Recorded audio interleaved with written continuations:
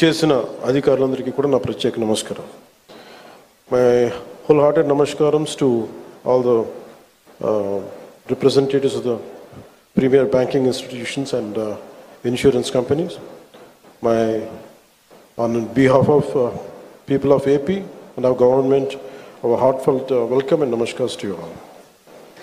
రాష్ట్ర పురోగతి కోసం వేస్తున్న ప్రతి అడుగులో గౌరవ ప్రధాని శ్రీ నరేంద్ర మోదీ గారి నాయకత్వంలోని కేంద్ర ప్రభుత్వం అందిస్తున్న తోడ్పాటు మరువలేనిది. ముఖ్యంగా ప్రత్యేకించి అమరావతి అభివృద్ధికి వారు అందిస్తున్న ప్రోత్సాహం మేము గుండెలో పెట్టుకుంటాం. ఈ రోజున అమరావతి అభివృద్ధి ప్రాజెక్టులు సాగుతున్నాయి అంటే అది నారా చంద్రబాబు గారి నాయకత్వంలోని ఈ ప్రభుత్వం సంకల్ప బలం, మోదీ గారి కేంద్ర ప్రభుత్వ సహకారం. కేంద్రం నుంచి వస్తున్న ఆర్థిక సాయం కాగితాల లెక్కల్లో కరిగిపోకుండా జరుగుతున్న అభివృద్ధి ప్రతి ఒక్కరికి కనపడేలా జవాబుదారీతనంతో ఈ ప్రభుత్వం పనిచేస్తుంది. Madam Nirmala Sitharaman ji, your visit here is not just ceremonial. It is deeply symbolic and strategically significant. By laying the foundation stones for these banking institutions, you are laying the foundation for financial prosperity in our capital. It is a reaffirmation of the central government's commitment to Andhra Pradesh and a personal endorsement from you and Honorable Prime Minister Shri Narendra Modi ji of our developmental vision.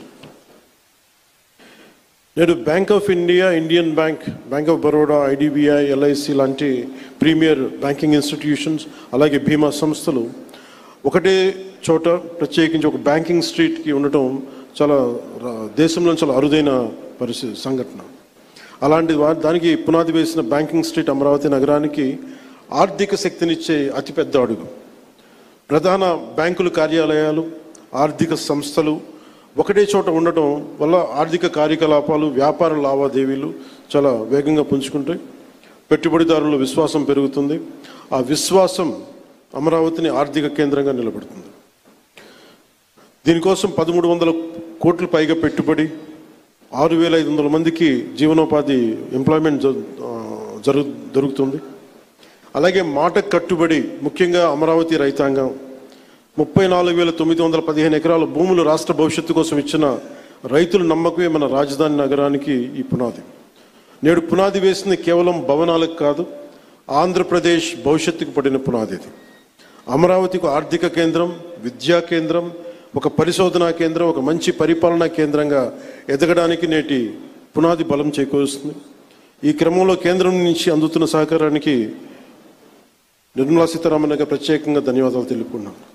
ఒకసారి ఆంధ్రప్రదేశ్ ప్రజలందరూ కూడా NDA ప్రభుత్వం ఏర్పాటు తర్వాత మనకి గౌరవ ప్రధానమంత్రి మన మోడీ గారు అందించిన సహకారం, ఆయన నాయకత్వంలో ప్రత్యేకించి ఆంధ్రప్రదేశ్కి వైజాగ్లో మీరు పెట్టుబడులు దాదాపు జనవరిలో 2 లక్షల కోట్లు పెట్టుబడికి ఆ రోజు ముందుకు తీసుకెళ్లారు. 7.5 లక్షల ఉపాధి అవకాశాలు, 2 లక్షల కోట్లు. అలాగే అమరావతి పునర్నిర్మాణానికి మే నెలలో 1,07,000 కోట్లు, కొన్ని వేల మందికి ఉపాధి అవకాశాలు. Kurnool super GST super saving సభలో ఆ రోజున కొప్పర్తి అండ్ ఓర్వకల్ కారిడార్ల ద్వారా 13,429 కోట్లు ప్రాజెక్టులు. విశాఖ స్టీల్ ప్లాంట్ మూసేస్తారు, ప్రైవేటైజేషన్ జరుగుద్ది అని ఒక స్టీల్ ప్లాంట్ తిరిగి రివైవ్ చేసి దానికి 11,000 కోట్లు మనకి కేంద్ర ప్రభుత్వం గౌరవ ప్రధానమంత్రి మోదీ గారి ఆధ్వర్యంలో ఇవ్వడం జరిగింది. 60,000 ప్రత్యక్షంగా పరోక్షంగా ఉపాధి అవకాశాలు వస్తాయి దీనివల్ల. అలాగే పోలవరం ప్రాజెక్ట్స్ ముందుకెళ్తుందో లేదో అనుకున్న పోలవరం ప్రాజెక్టుకి ఈ రోజున కేంద్ర ప్రభుత్వం 12,500 కోట్లు కేటాయించడం జరిగింది. అమరావతి రాజధాని నిర్మాణానికి 15,000 కోట్ల రూపాయలు ఇచ్చినందుకు మనస్ఫూర్తిగా ఇలాంటి అంటే ఇది ఒకసారి కేంద్ర ప్రభుత్వం ఎంత చేస్తుంది, మనకి రాష్ట్ర ప్రభుత్వానికి ఎంత అండగా నిలబడుతుందని చెప్పడానికి ఇవి బలమైన తార్కాణాలు, బలమైన నిదర్శనం. సో అందుకని ప్రత్యేకించి ఈ సందర్భంగా గౌరవ ప్రధానమంత్రి శ్రీ నరేంద్ర మోదీ గారికి, అలాగే finance minister, central finance minister Shrimati Nirmala Sitharaman గారికి, ప్రత్యేకంగా మీ అందరికీ కూడా మా కేంద్ర ప్రభుత్వానికి ప్రతి ఒక్కరికి ధన్యవాదాలు తెలుపుకుంటూ ఈ రాష్ట్రాన్ని చాలా బలమైన నాయకత్వంతో, అపారమైన అనుభవంతో ముందుకు తీసుకెళ్తున్న గౌరవ ముఖ్యమంత్రి శ్రీ నారా చంద్రబాబు నాయుడు గారికి ప్రత్యేక ధన్యవాదాలు, ప్రత్యేక కృతజ్ఞతలు తెలుపుకుంటూ అమరావతి రైతాంగం మీరు నిలబడ్డారు, మీకోసం మేము నిలబడతామని తెలియజేసుకుని సెలవు తీసుకున్నాను. జై Hind. Thank you, sir. Thank you very much. Ladies and gentlemen, across the world, civilizations that dared to look up at the stars were ones that leapt forward in knowledge, innovation, and imagination. Today, we draw inspiration from one such shining example, the state